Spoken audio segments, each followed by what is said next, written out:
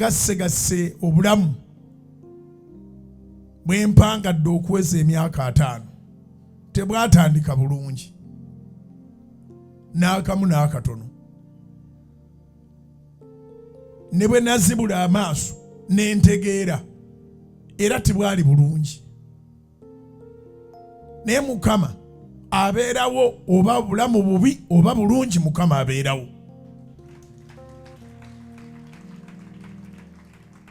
Nze muntu eyazaalibwa mu 1972 Novemba nga 25, maama n'addayo eka n'amala omwezi mulamba n'ekitundu nga talina mwana we, ate nga saali premature. Nazaalibwa nga kuyiseeko omwezi mulamba ndooza n'ekitundu, okusinziira kakati ku mboozi maama gye yampa ebiseera ebyo. Naye mu kuzaalibwa nga kuyiseeko omwezi mulamba n'ekitundu, ate nga ndi first born we, omwana oyo asooka alabika ateganya nnyo abakyala, so navaayo nga ndi wakati w'okufa n'obulamu. Yaŋŋamba omukyala yali musawo muzungu mu Bulago w'e Masaka, n'amugamba nti tujja kukuyita nga omwana wo ateredde, naye teweeralikira tajja kufa. Ne banteeka ku life support, ne mbeera mu byuma ebyo mwezi ndooza mulamba n'ekitundu.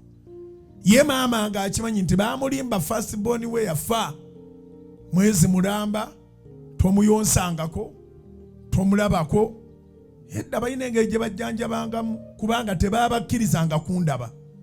Ab'ennaku zino baba bamubisse, nze ngeza okusabira abaana bangi bakutwala we babatadde. Naye abasawo tebaamulimba, naliyo nga ndi mulamu ne bamumpa. Mba naakatuuka mu mikono gye, ate neefuna ekizimba mu Bulago nga ky'amaanyi. Ate naye era mu buto obwo mangu nnyo nga yafunye dde olubuto olulala, bwento bwe ŋŋenda okukulira e Bukojja. Jjajja omukazi yantwala gezaako, banzizaayo Mulago w'e Masaka basale ekizimba. Abasawo ne bagamba omuntu yenna waakikwatirako akasingo kange tikaali k'amaanyi, obulago baba babugyeko nga kiri wabi nnyo. Kati awo maama ne bimutabula n'addayo. Kati jjajja omukazi kwe kumugamba nti kantwale ngezeeko, bwento bwe nkulira ku Bukojja. Obulamu si bwangu, naye bw'oba ne Katonda nga yakumanya oyitawo.